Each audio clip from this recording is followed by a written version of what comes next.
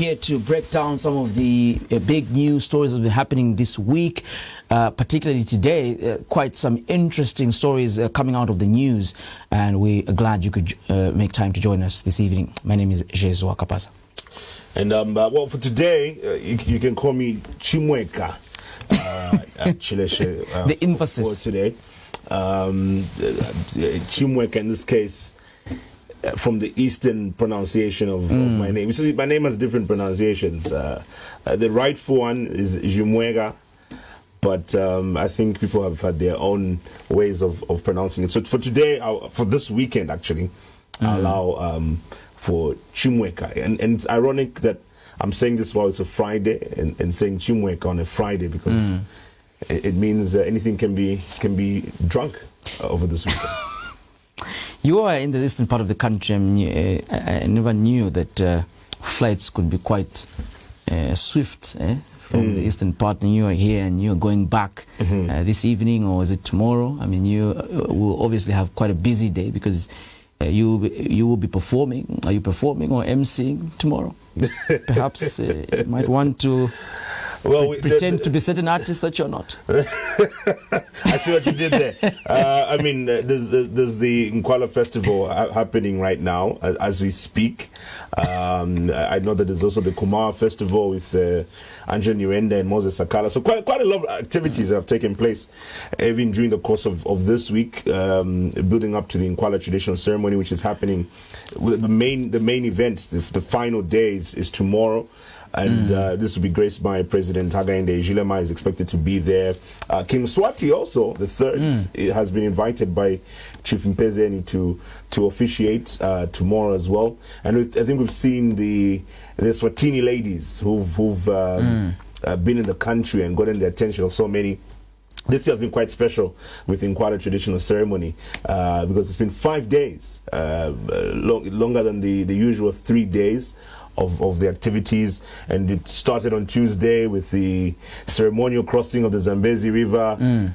Even though speedboats were being used, the paramount chief wearing a life jacket. I don't know if this is what happened also 190 years ago when Mpezeni the First was running away from South Africa if they had some life jackets as they were crossing the river. But I think it's also been good to just look at how culture is being embraced through this traditional ceremony. And since we're still talking about the Nkwala ceremony, and before we talk about other leading stories, 6.6 million condoms distributed in the eastern part, and I can see people raising issues around the eastern part of the country being very busy, not just with the ceremony, but with activity, and people must protect themselves. And this is a message. These are messages that people have been propelling out there. I don't know how you feel about that, because I mean, it seems to me that the Ministry of Health and other stakeholders distributing these condoms, and there's a lot of controversy around that. I don't know what people think about that, but it feels to me that these are items that must not just be distributed because of events. I know that people get quite excited with events such as this, but I don't think that these items must just be distributed because there is an event such as this one. It's a big event, yes. But it's a proactive approach. It's a proactive approach. If we look at it from even just a perspective of tourism, the traditional ceremony such as this one there's a hub of events that take place, and it promotes tourism not only from the international tourists. For example, we have people from Eswatini in the country, and then many other people from different parts of the world who will come through and want to experience the traditional ceremony. But even domestic tourism, how many people are traveling from different parts of the country? They are they're heading to the Eastern Province. So domestic tourism is also thriving, and in the process of all of that, different things come with tourism. And part of one thing that people don't accept or get to recognize or acknowledge is that part of tourism is also nightlife. Nightlife is actually considered as part of the tourism experience. And I mean, I've done some work with the Ministry of Tourism before, and it's one thing that people try to ignore, but it's part of it. And part of the nightlife, people might want to get into some different activities, and you want to protect people. You have the condoms. It happens every year, really. So this year is nothing new, but it's always good to take a proactive approach, and I guess that's what the ministry was doing. So we will be looking forward to tomorrow's activities as the Chief Mpezeni gets to drink the blood straight from the cow. And I was actually talking about it just when I was coming in, and we had having a conversation with the team here. That does he really drink the blood? I mean as some people say, he just smells it and he doesn't really drink it. But the animal there is killed within the circle, so people can see what exactly is happening there. But the question is, does he really, drink the blood? Does he, And it's a good cultural experience for people outside and within the country to speculate, but also to learn from what that really means. And this year is quite special because the arena has been expanded with help from the Zambia National Service. They've been a part of that. It was a gift to him, from what they're saying. He made that request. So it's been an expansion. So those who are there this year around will be able to experience that, because already pulls a number of people to that part of the country. It's been an interesting 5 days. He spent a lot of today, the Paramount Chief, meeting especially government officials who took time to go see him. He spent time interacting with them, and while he was at it, interesting enough, something that he said before numerous times is that he will always work with the government of the day. He's been 42 years on the throne. He's been doing that throughout his reign, getting to work with the government of the day. Sometimes members of the opposition might see it in a different way, but he says, look, he will not waste time, going to the opposition leaders, because he has to work with the government of the day, because they're the ones who create the solutions to what his people are facing. So he reiterated that as he got to interact with the government officials. So it will be interesting to see how tomorrow will be concluded and the activities that will take place. But today has also been a busy day. President Hichilema making some very, very interesting changes at ministerial and permanent secretary levels. Absolutely. Well, he's made quite some changes there. He has fired some government officials. You could see from the screen, Honorable, Henry Sikazwe, Muchinga Province Minister. He's terminated the contracts of George Ngowani, and this is one of the contracts that I was really looking at, is government deputy chief whip, because not just long ago we did see members of parliament walking out of the house. I mean, there's a lot of speculations, a lot of issues there. I mean, opposition members of parliament are calling the president to fire some of the ministers, some of the UPND ministers for not being able to defend the president's stance on the high cost of living. But we didn't see the vice president there just coming in and saying that programs such as the Cash for Work program have indeed some of the programs that the government is putting in place. But quite many contracts that he's terminated. Mr. Robert Kamalata, Mr. Maite Mumba's permanent secretary for Wapula, Mr. Ringo Zulu, controller for internal audit from the Ministry of Finance. But he's also appointed some officials. Before we get to the appointments, there are more terminations that have been done there, but what's key is that they will be redeployed. Just getting back to the first page of this press release, look at number 7, 8, and 9. Mr. Joseph Akafumba, Permanent Secretary in the Ministry of Home Affairs and Internal Security. So he's been relieved of his duties there. But what we're getting is that he's going to be redeployed. We'll see where he will go. But we've seen others, especially from the opposition, who are seemingly celebrating this termination of his appointment when he clearly says he will be redeployed. So meaning he'll still be given something at the end of it all. He's an alliance member. That's exactly stood out for me as one that has been here. He's been quite there. He's been the first PS. He's been the first PS since the formation of the UPND government. There hasn't been any other. There's been 2 permanent secretaries in the Ministry of Home Affairs, and this is the first time that the president is making this termination of a PS Home And Affairs. maybe just, if you look at Mr. Agafumba, he's been in this position before as a permanent secretary, even when the Patriotic Front was in government. So he does have that experience in terms of administration at that level. So if you look at Mr. Mwambapeni as well, Secretary of Special Duties. But interesting enough, if we get to the second page of this press release, we see that he's made changes, for example, at the Disaster Management and Mitigation Unit. We've seen Dr. Gabriel Pollen now taken to the Ministry of Local Government and Rural Development, whereas the Ministry of Defense, now former PS, Mr. Norman Paku, becomes the DMMU National Coordinator. I'm wondering, because Mr. Chipakupako has been quite busy with the Ministry of Defense. I mean, he's been... Just this week he's been busy. Yes, I mean, he's been talking with about the bridges. US Air Commander being in the country. Exactly. I mean, whenever the president makes changes, there's always speculation around what may have happened. But you know that the coordinator, the national coordinator from DMMU, is at the same level of permanent secretary. So I know that there's been speculation he's been demoted to national coordinator, but I think that is the same level. National coordinator is the same level as permanent secretary. So I think that it just remains the same there. Interesting changes also. Mr. Mambo Hamaundu, who's been the Minister of Local Government, being PS for administration, has been moved to Ministry of Defense. So we'll see how this gets to happen as well. Mr. Joe Kalusa, Cabinet Office to Lusaka Province. Some of the changes that have been made there. Mr. Patrick Micheleka was Permanent Secretary for Special Duties, now gets to Ministry of Lands, joining Ms. Sylvia Masebo there in doing the work that the President would expect him to do. But the President hasn't told us where he is taking the Permanent Secretary for Ministry of Lands there, unless I'm mistaken, but also from the Ministry of Local Government. We know that Nicholas Piri is there. He's the Permanent Secretary for Technical Services. Technical Services. So he takes up administration, I guess. But there's something... Ministry of Local Government, Dr. Gabriel Pollen goes there. So so he probably will take up administration.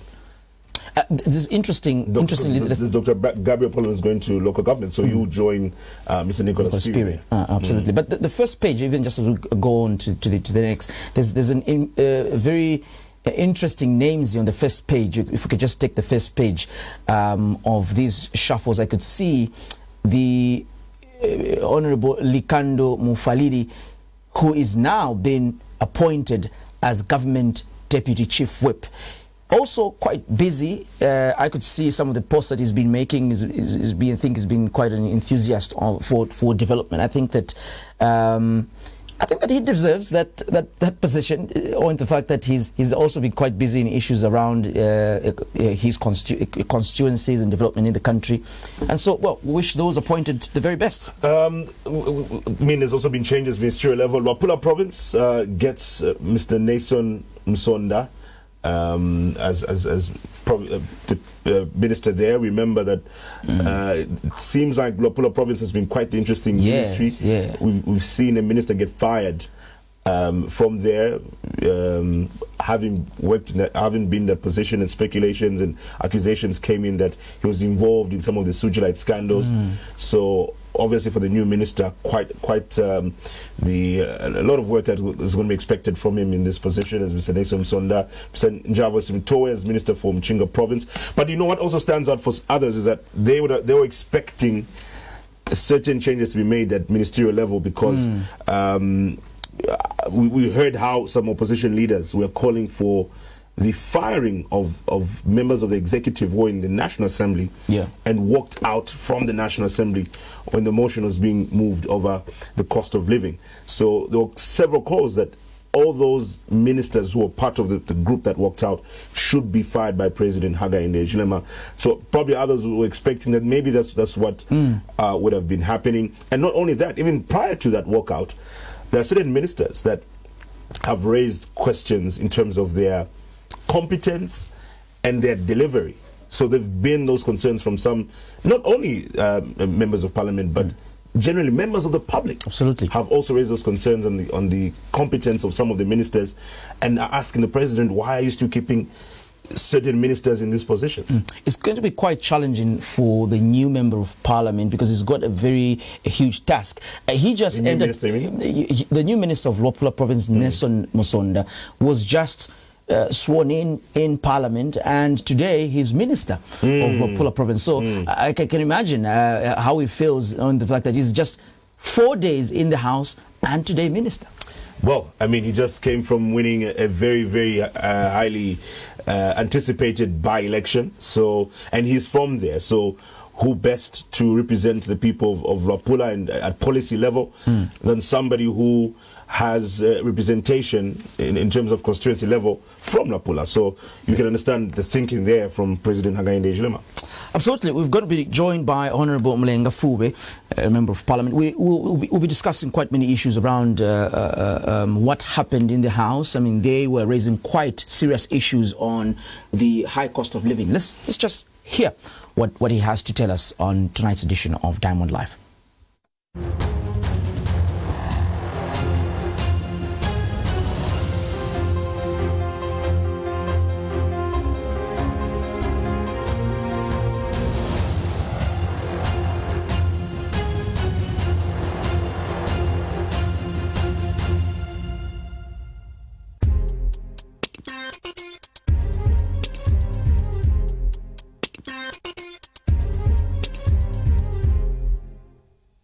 Help stop the spread of COVID-19 by avoiding unnecessary movements. Did you know that with Madison General Insurance Company Zambia Limited, you can buy insurance from the comfort of your home, office, or anywhere in the world in 5 easy steps?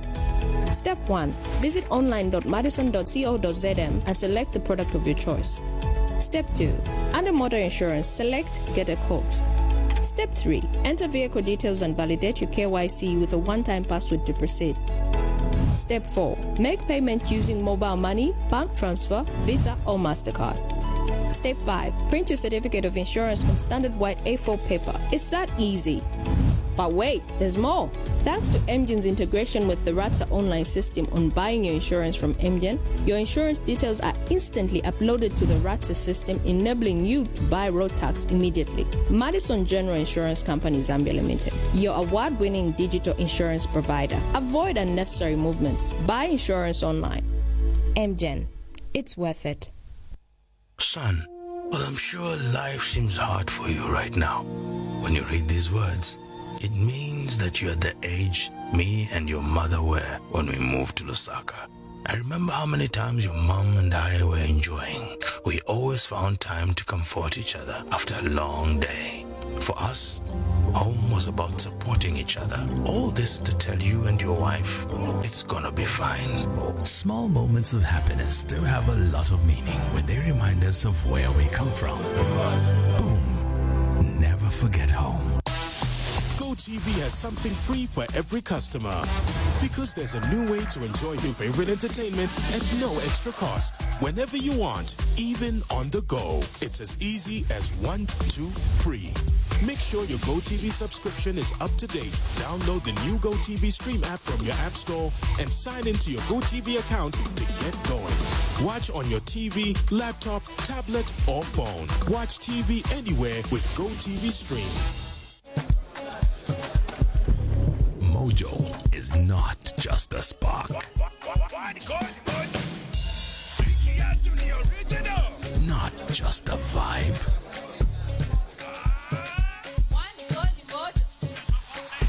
It's more than that. It's a winning combination. With a dash of magic.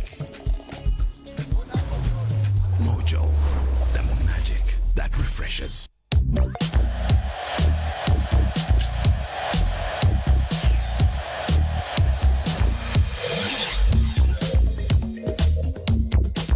Want a free bets? Follow these steps. Join 1xBet app. Confirm your participation. Bet on the correct match score. Get a free bet every week. 1x free bet. Active bonuses for active players. Oh, what a bad day. When everything is bright and gold, a bad day. The sun is shining and the mighty morning. Bad day. Without my family in that moment, that day would have been a bad day. Yeah, everyone's bad day is my bad day. But guess what? When my banja comes together, there are no bad days. When you are there, you bring the shine. Banja washing powder, the family detergent.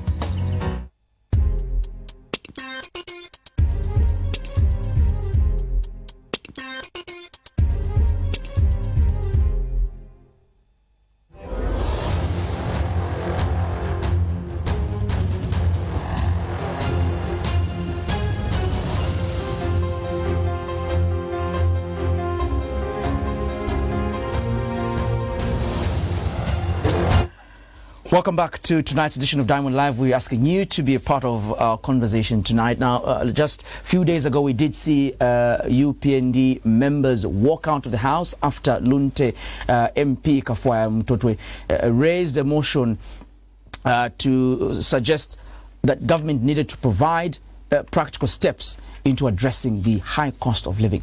We talk about these and many issues with Honorable Fuwe, who is Chengi, member of Chilubi, I beg your pardon, member of Parliament. Want me to grab somebody's Apologize for that. How is Chilubi doing? I don't think Madam Given Kadito will be quite happy to hear that. I apologize. Chilubi, a member of Parliament, Honorable Mulenga Fuwe, we're appreciating you joining us this evening. Thank you so much.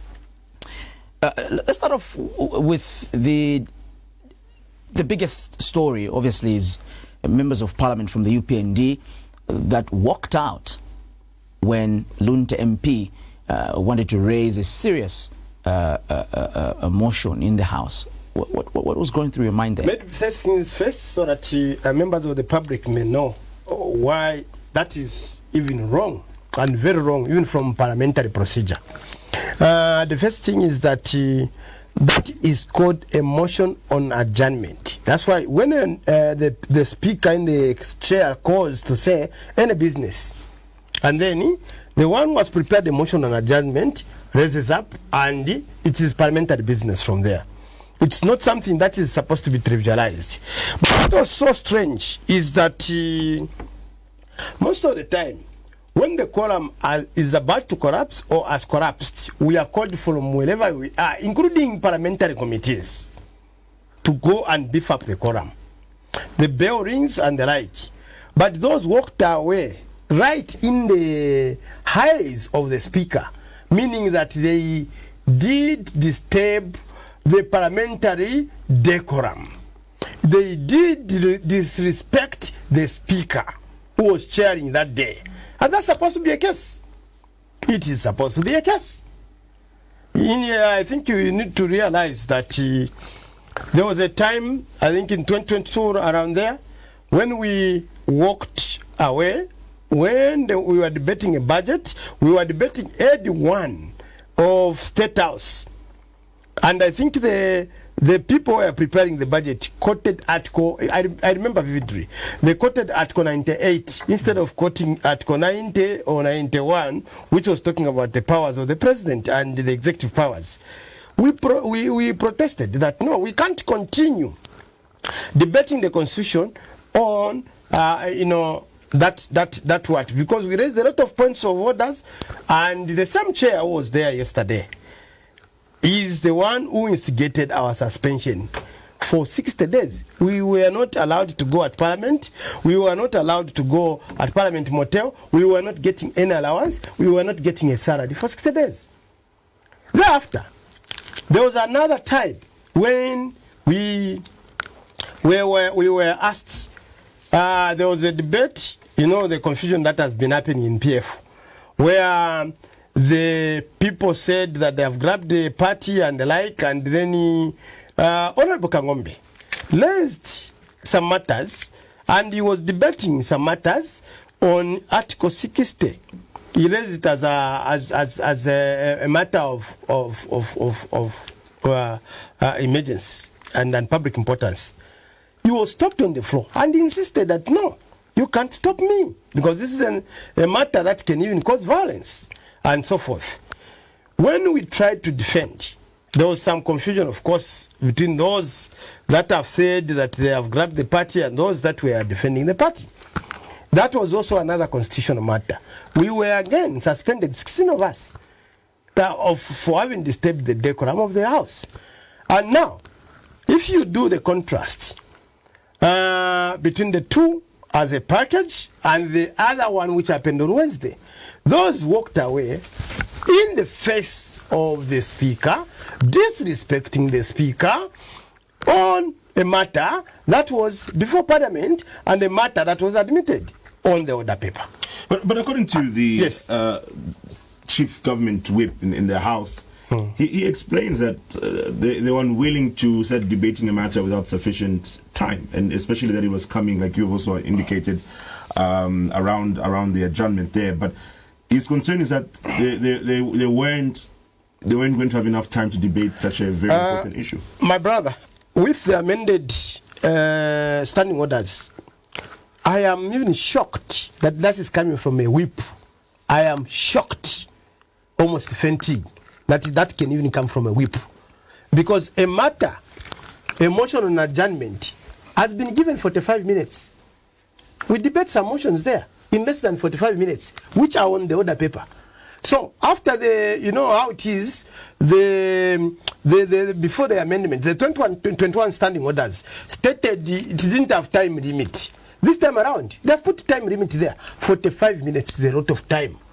So that argument does not stand. Perhaps 45 minutes is not enough for them. Well, what is still coming from a government chief whip? It doesn't stand. It does not stand.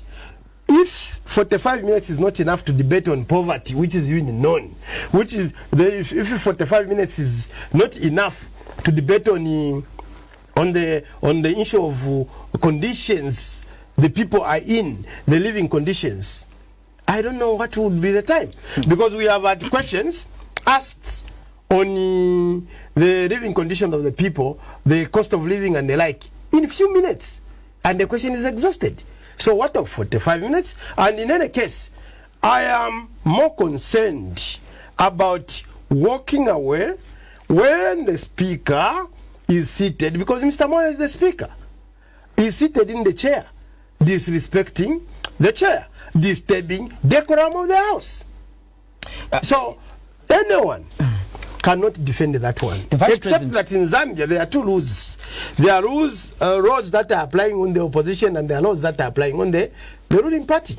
That is the only escape way that we can talk about. But if we have to follow parliamentary procedure, that was wrong. But further, the chief government spokesperson, Cornelius Mwenta, also he addressed the media yesterday, and part of what he brought up was that it's not exactly mandatory that because the type of motion that was being moved was a private member's motion on a statement, and it's not exactly mandated even for the executive to respond or a ministerial statement to be given because of the nature of that motion that was moved.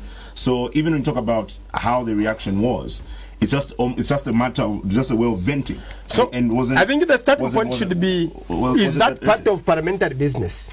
Is it recognized by the standing orders? That should be the starting point. Not where my good brother goes to town to say it's not mandatory. The first point of call should be: is it recognized business of Parliament? Is it recognized by the standing orders? Article 77 of the Constitution says Parliament shall make its own rules. And if it says Parliament shall make its own rules, it means that the rules in this case are standing orders. And that's what manages Parliament. That particular motion on adjournment is part of Parliament. So anyone who says it's not mandatory, and Cornelius by being in Parliament, and I mean that we started fighting for being in Parliament together, is my good brother, but he's more senior than I am. Not because he's a minister. He has been in Parliament longer than myself. And I don't expect him to say it's not mandatory. But because he explained, and from his explanation is that the type of motion was moved was just a way of members of Parliament venting. And they're not really required. There's no ministerial statement that even needs to be given. No, but private members. when you trivialize parliament business like that, then it means that there is no small, as far as I'm concerned, there is no small standing order and big standing order or medium standing order. As far as things stand, any standing order there and anything that has been included as part of parliamentary business should be taken serious. So we cannot trivialize anything there. And I think wanting to trivialize a motion on adjournment is really, a motion on adjournment, as rightly pointed out, is a breather. It's a motion that you don't need to craft for so long, where it has to be subjected to through the research department and many other. It's a motion that can be brought so long it comes before 11 hours of the day that is supposed to. That motion can even be introduced on Tuesday, before 11 hours, and then it goes in. And it's a motion that is supposed to discuss a matter of national importance that concerns the members of parliament. And I think when you look at that, the members of parliament are covered in Article 62, where you find that members of parliament are supposed to, one, legislate, represent, approve the budget, and also play an oversight role on the executive. That particular motion was supposed to be an oversight role on the executive. So anyone who tells me that that motion should be trivialized the way you want to put it, but the issue is, I don't think it was, from what he was saying, it was an issue of trivializing. It is trivializing. But when someone says it's not mandatory, it's trivializing. Was the manner in which that motion was coming up, because there are private members' motions that still come up, and a ministerial statement is expected to be given. For example, another example is going, I think it should have happened on the very same day, where the Convincing Member of Parliament brought up a motion around, should have been the legal aid bodies. Which I seconded. Exactly. Yes. And at the end of business, the Minister of Justice was made to give a ministerial statement because how the motion came about. I don't know why we're having problems in understanding that is the nature of the motion. The nature of the motion is to discuss a matter from this side of the right and the side of the left, so that at least people can hear what is it that government is saying. And no one, and I mean no one, stops government from saying something about a motion on adjournment. So I do not understand the logic behind saying it's not mandatory that they should respond on the... From what has been explained also. And there is no explanation there. The argument there is only learning out and the scapegoat. The argument of the chief government spokesperson is that those were two different kind of motions that were brought, and that is why the Convincing Member of Parliament's motion got a ministerial statement to respond conclusively. But this one was just a matter, this is a way of members of parliament venting, and there's no expectation from the executive, from a line ministry, to respond to that particular motion. So, is my good brother saying that walking away in presence of the speaker and disregarding a matter that is accommodated by standing order a right thing to do? In what circumstances can people, or can you, members of parliament, because I've told you that sometimes when we are protesting, you tell us that it is your right to protest in the house. Yes, when we are protesting, we protest, and I've told you two examples, but there were punitive measures we faced. But you see, to me... So you're unable to... Members of parliament cannot protest in the house? No, they can protest. In what circumstances? The same Cornelius Mwitwa, who is a good brother of mine, and his team have protested before. I mean, just last week, we saw some members of parliament from the Patriotic Front protesting after Mr. Binwo Mpundo was asked to leave the house. Yes, because of the manner in which he was asked to leave the house. So meaning you have the ability to protest. To compare the two, please. Hello. When you compare the two, when you say those members walked out, what kind of business did they walk out? When you look at cost of living, my brother, cost of living, we have been sent there as people's representative. Zambia has got 20 million plus people. And they have given us a privilege to represent them. And representing them on cost of living, and you want to compare with the possible injustice that we saw, because we do not see that happening to those who are ruling party. We don't see them facing the same penalties we face.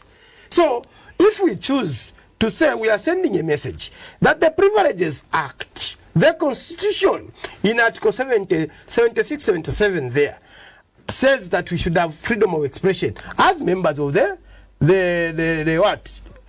of Parliament. There are times when we have others standing up, doing a point of order, you are stopped before you even speak. There are a lot of instances that we have faced that our friends on the right don't face. And I think we are Twarikosa. The Parliament.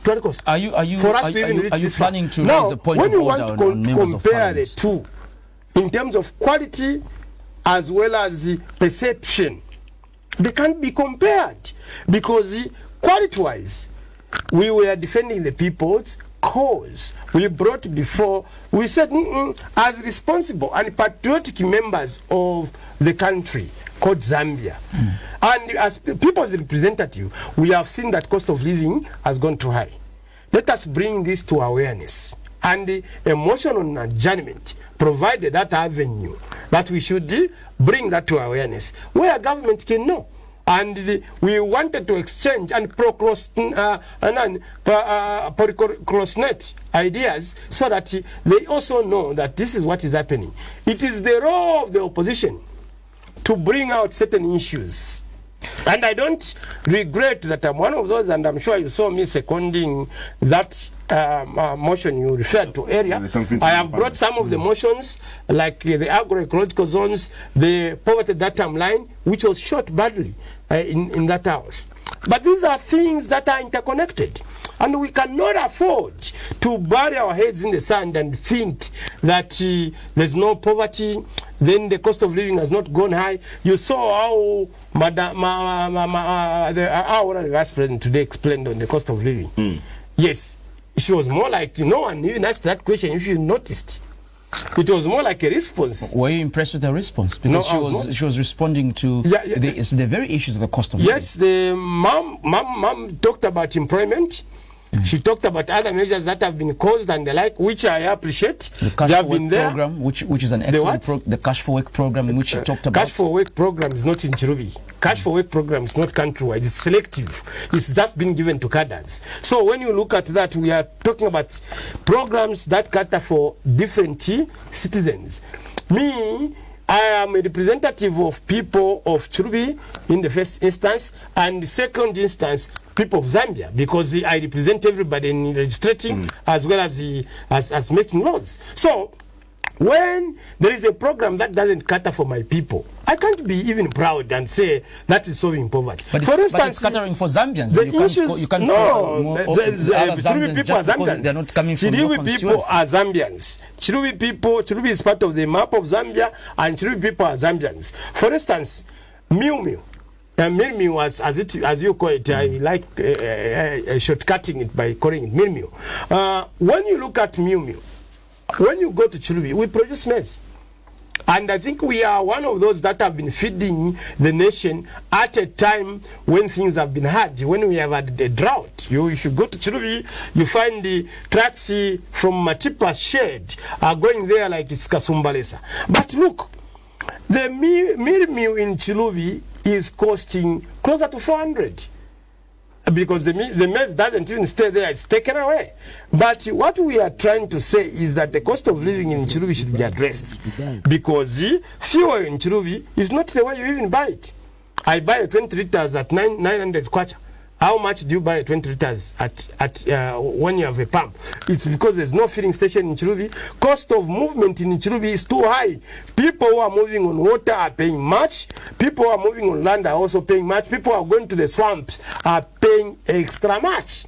So, if you want me as a member of Parliament for Chirubi to be agreeing to things just to suit the moment, that I will not do. So I am there to support things that have a trickle-down effect on the people. I know the poverty levels of the Chirubi people. When we talk about the cost of living, and again, the Chief Government Whip brought this up in his press briefing. Obviously, as politicians, you interact with each other to a certain level. You have your sarcasm and so on sometimes. And one thing he highlighted is that it's very interesting and ironic that it's a patriotic front who bring up these conversations around the cost of living, because the UPND today blame you as the Patriotic Front for putting the country into the mess we are in now. No. And they actually say you should be thanking them for the efforts they're making in alleviating the challenges that people are facing. Actually, that's an insult. That's a big insult. Zambians know it's an insult. I know it is an insult.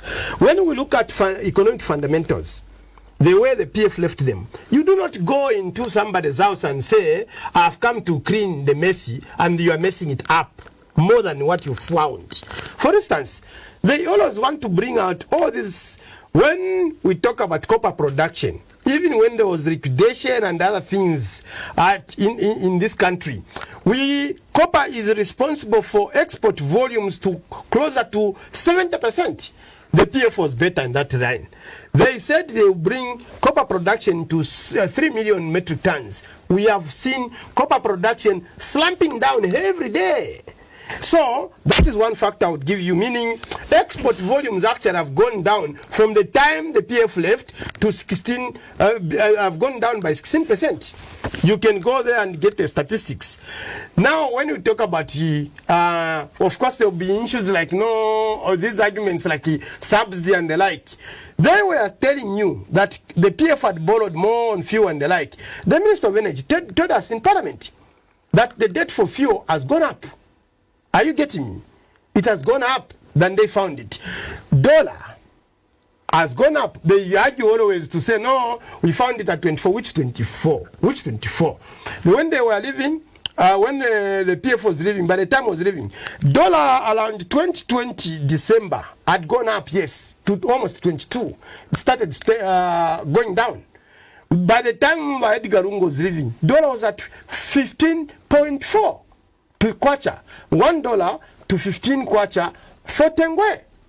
Today, the dollar is almost 30 kwacha. When you look at inflation rate, the inflation rate in PF had almost reached 22 to 24.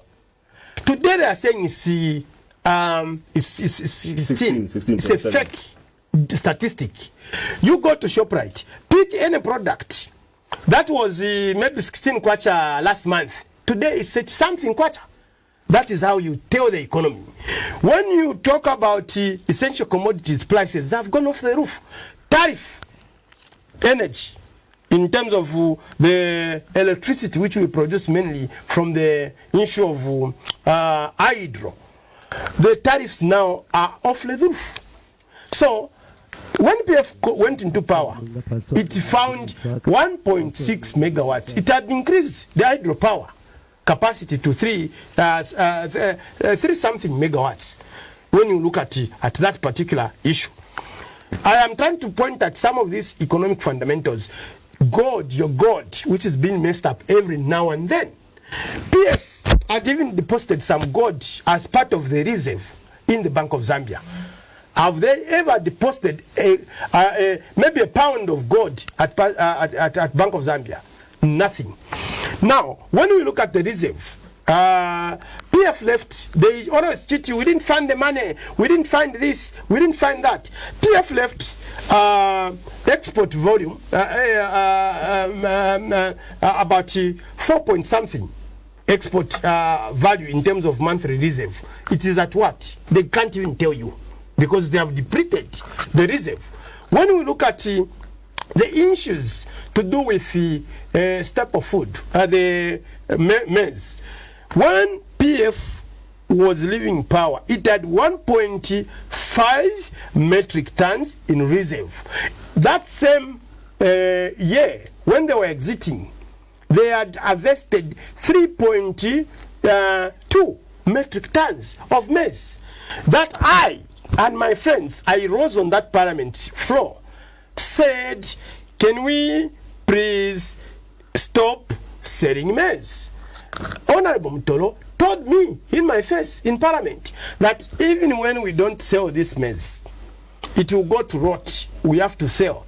But they operated like a person who thinks he has a lot of capital. I'm trying to point out because this is but you see, blind shooting of thinking. Even as you point out all this, it boils down to two main things that they definitely will say in argument to everything you're saying, which is number one, the status of our debt. Yes. And number two, they'll make reference to issues around how money was my being brother, utilized, I'm a person with a soul that is aware. I'm not even afraid to talk about the debt. Yes, PF left debt. When PF came in, they had they found about 2.something billion dollars, which was, those Formula One roads. And who was in charge? The same minister today we have, Mr. Msokotwane.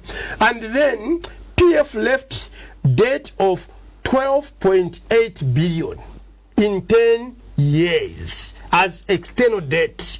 They also left 7.5 billion as internal debt. How much is it today? The external debt is almost 20-something. Are you getting me? Billion dollars. Of course, they are calling it concessional loans and the like. Who has borrowed more between PF and the UPND?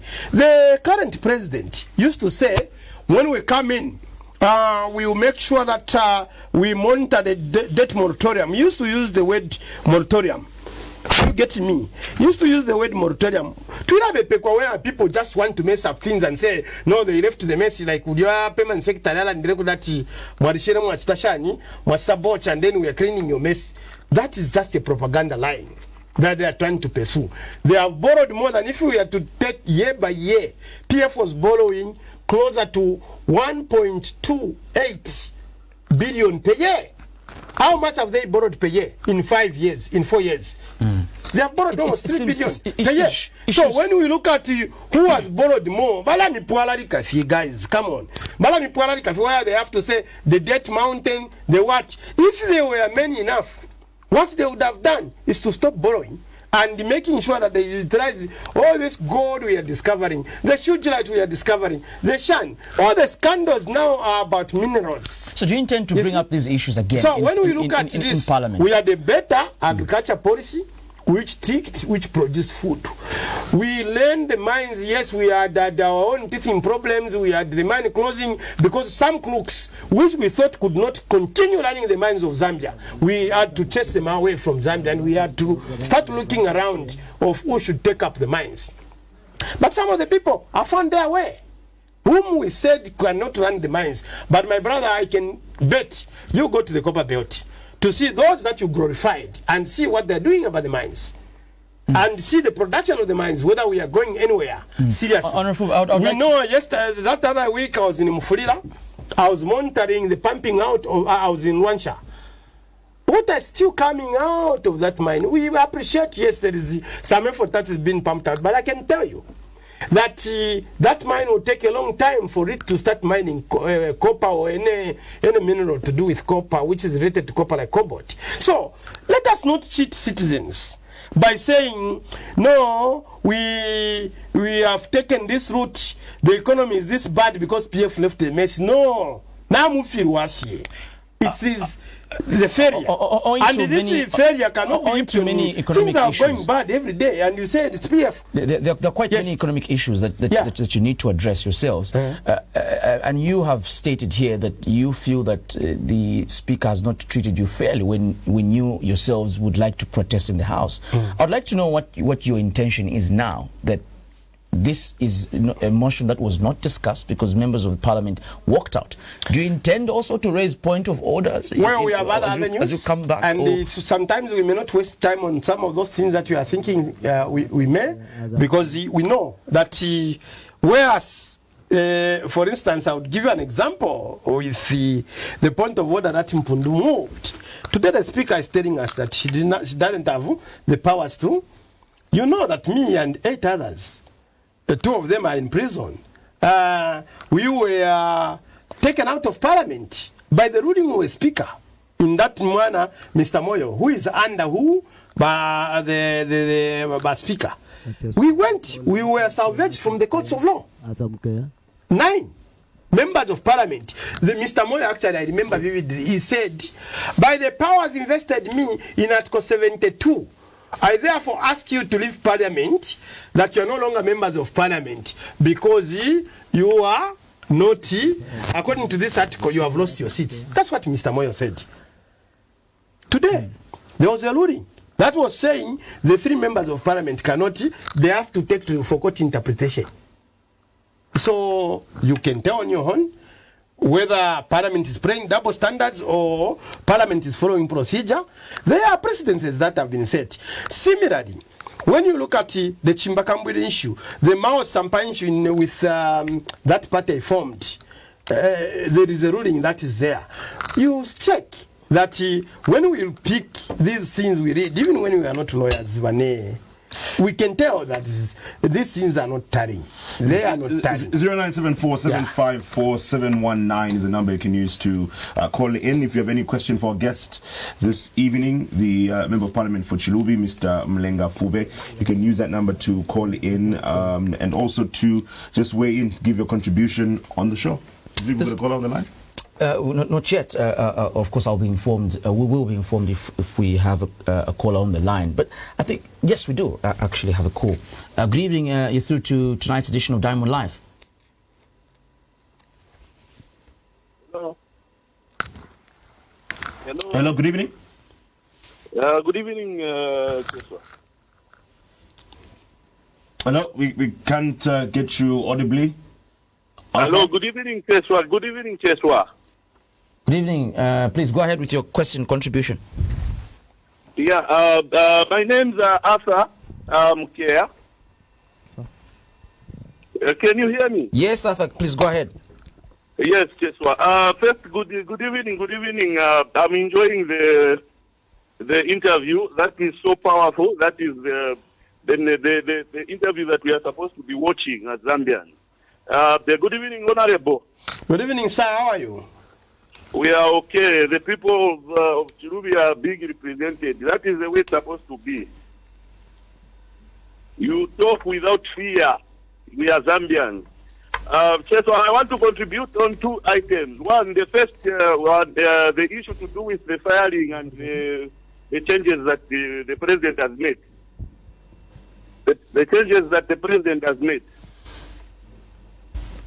Yes, you can go ahead.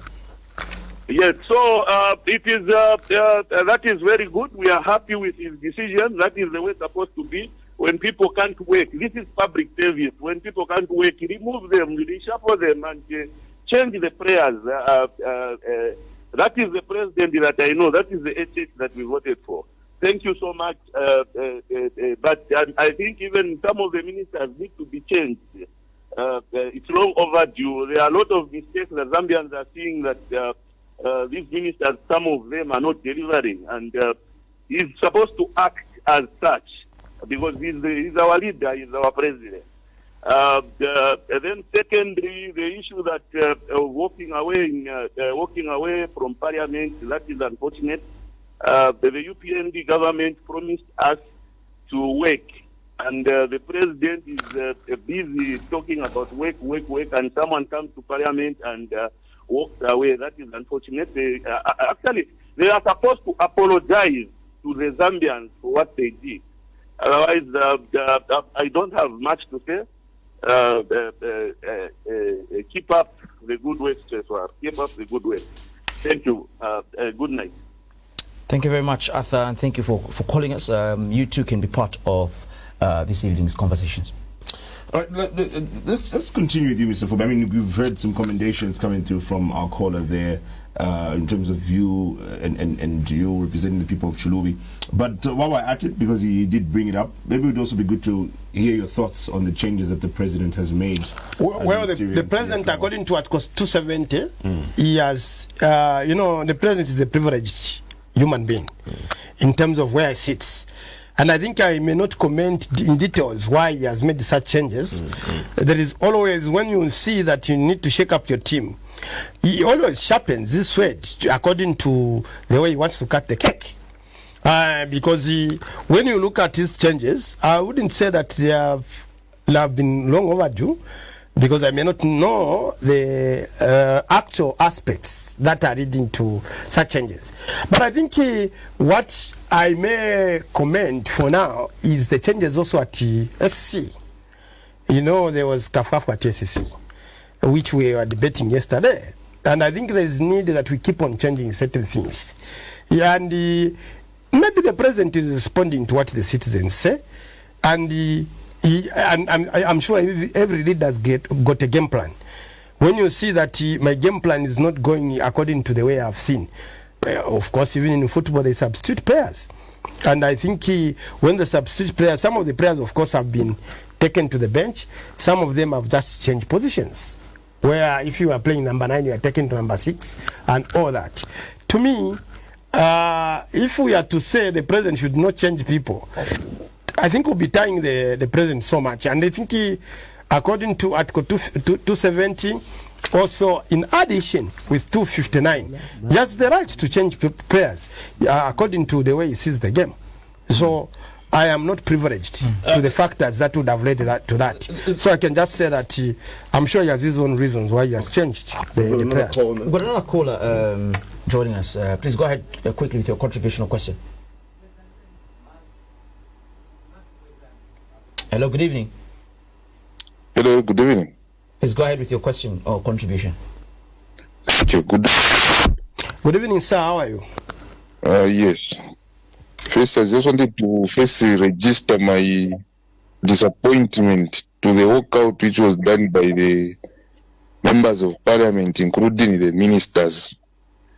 No matter how much the government spokesperson, together with the chief whip, justification which they tried to do, or they mentioned the issue of time. Even if the time was 10 minutes, they were supposed to be there and talk so that we hear whatever they are going to say in the 10 minutes.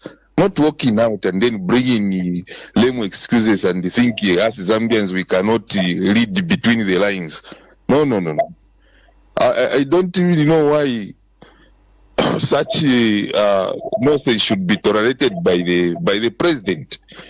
And my biggest disappointment is some of your fellow MPs who are trying to just wait for their bellies, who joined them and walked out also. And I'm sure some MPs like MP, I think gentlemen on the panel here, one day bring them a finger MP so that we hear. Because we just see him on TV there talking, and the things that he says are for the ruling party, but here in his constituency, there is nothing. He can't even come here and parade the people and say, I'm the president or I'm the leader of what in the parliament presenting PF. No. So please continue working hard, Mr. Fuve. Speak for your people and speak for us Zambians. Thank you. Thank you very much for that contribution.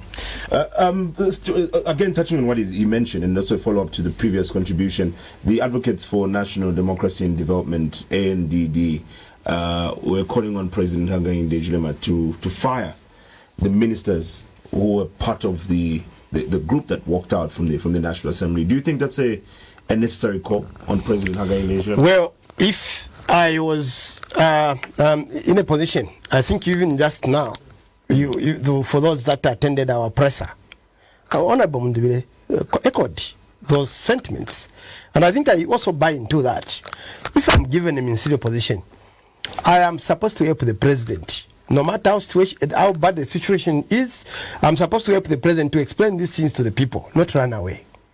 They ran away from cost of living to explain the cost of living. That's what it is. They didn't run away from what we are hearing, it's a democratic right and the like. Come on, don't hide in there. Why is it that the vice president was there? The whip himself was there? Honorable Garin Kombo was there? Those remained. And we appreciate that the Honorable Garin Kombo was there and the like, but the majority went. And at the end of the day, why did that read? Because we needed at least the minimum of 56 MPs for us to debate that. The quorum collapsed. And I think, let us not start fearing each other. These things, we have to face them. These things, we have to admit that they're happening. Yes, PF was condemned and it had made the same. My brother, the Cornelius Muto is the spokesperson today. He used to be given, he was a very vibrant MP in opposition. And he would raise different issues in motions, in questions, and different areas. Why can't we have such a scenario today? Why can't we have such a scenario today? So, when we look at these factors, Zambians are expecting a lot from us, the opposition. Whenever we do one thing as the opposition, we are condemned. And we have apologized several times through pressers on the mistakes that we have made. It is here that we have been condemned about the cadres as PF and the like, and I think you have seen that we have been magnanimous enough to apologize for the mess that would have caused to the nation. The president has made changes equally at the deputy chief whip and replaced him. Do you think that this was stemming from some of the actions coming out of Parliament? I usually like dwelling on the issues that I'm privileged with. And I think I've said that I have appreciated the changes that the president has made, but I cannot comment much on the possible pulls and pushes that would have led to the... But still on this motion, I mean, it wasn't just UPND members of Parliament who left. There were some independent MPs, there were some PF as well, members of Parliament, who had also walked out. And what's coming out from this is that... Maybe you can point at some so that I know, because some of the reasons... as Parliament stands now, Parliament is not operating normally.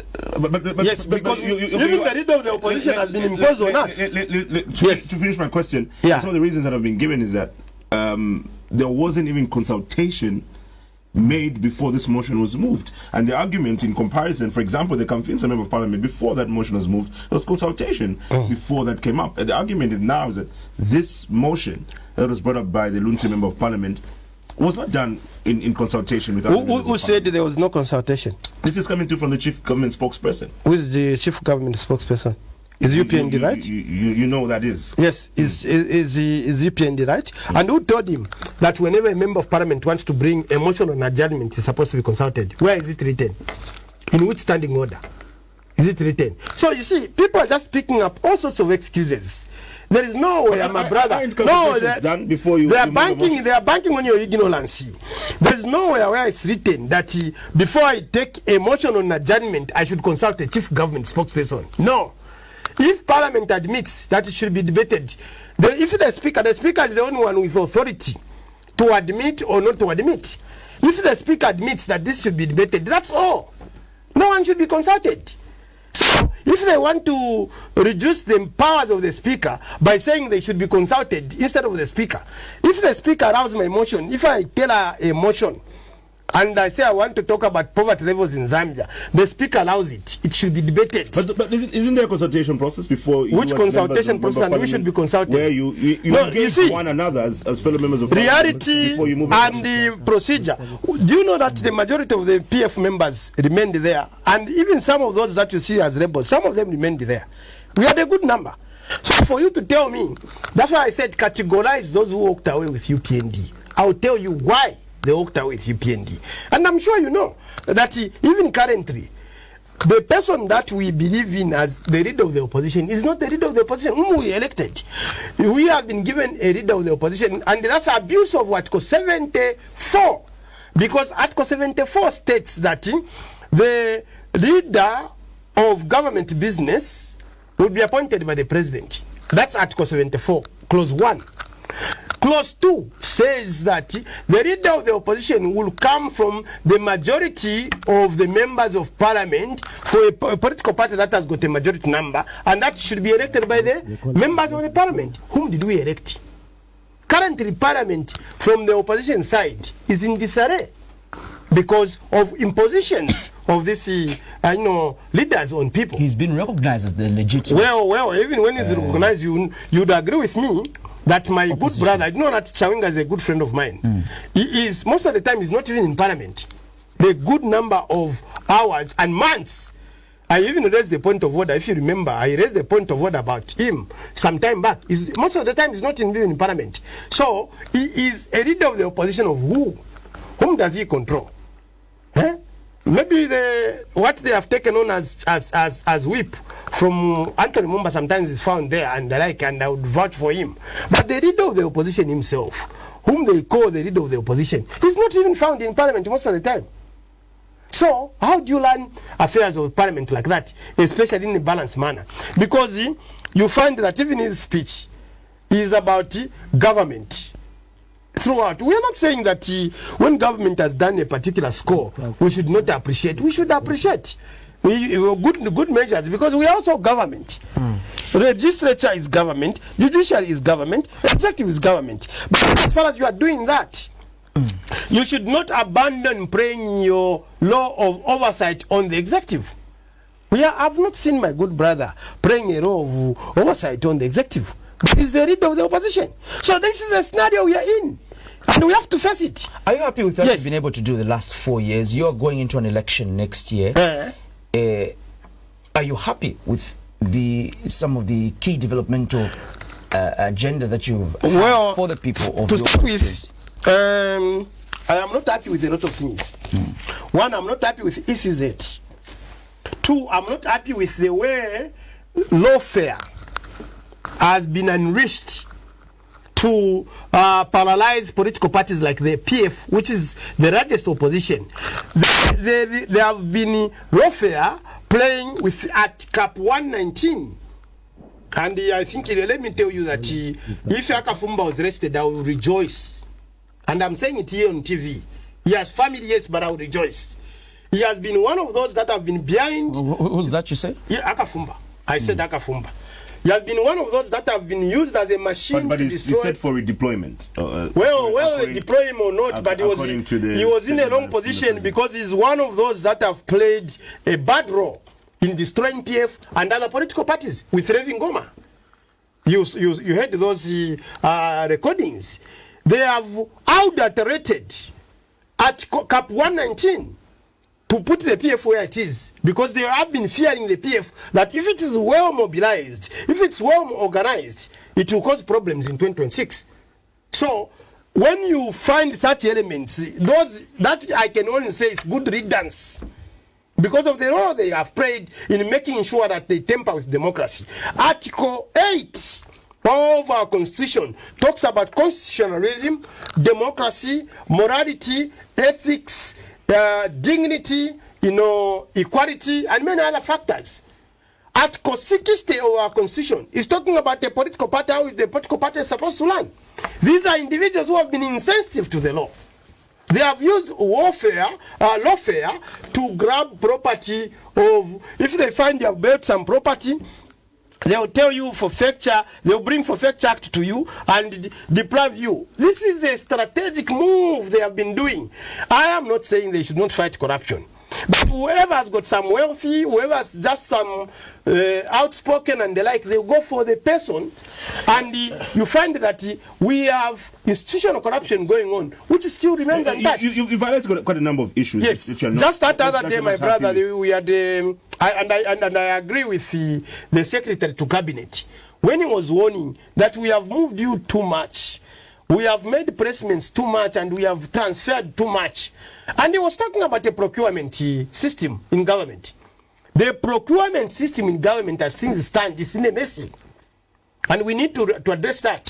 When you talk about these scandals that are popping up like popcorns every day, this scandal pops up, and then you want to say that... So you've highlighted quite a number of things that you're not comfortable with, but you just mentioned a few minutes ago that even the scores of the government are also your scores because you are a part of government. So what are some of these scores that you are happy with, that you can commend right now? Well, I wouldn't say that the scores of executive are my scores.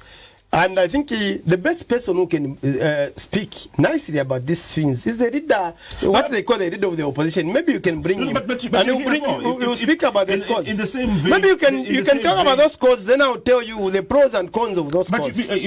Are you saying there are no scores you've observed whatsoever, especially in the last 4 years? Well, it will be difficult. It will be difficult for me. But there are scores. They can tell, then I can tell you whether they are scores. But from your observation, yes. What yes, did you they say can tell when I can tell you whether they are scores. Look, I have my own quality assurance. And I have my own way of the way I look at things, my own scale. And for me, you cannot, for instance, give with one hand, you give 3 apples, and you take away 5 apples with the other hand, and then I say you have scored. I can't. As far as the cost of living remains the way it is, there is no score. As far as I'm concerned. You're saying it's difficult for you to mention. Yes. So meaning they are, but it's difficult for you to mention. Well, people are talking about the CDF being a flagship. But you remember Parliament. Yes, I know. Well, I can tell you that whereas the CDF has increased in terms of volume, there is nothing more that is coming, for instance, to Chiruvi, apart from Tralad and the CDF, in terms of appealing to the infrastructure. I still, for instance, my brother, you need to understand my situation, really. You really need to understand my situation. When I was elected through a by-election as a member of parliament, I started pushing for the road for Luingu Chava Road, and it was started. I started pushing for another road from Kasonde Kombo Kombo up to Fuwe, which is Ruangwa Ward. It was started about 152 kilometers. I started pushing for more roads, the road leading to Mkumbwa and many other. 4 roads were at least ongoing. And that was supposed to create proper connectivity.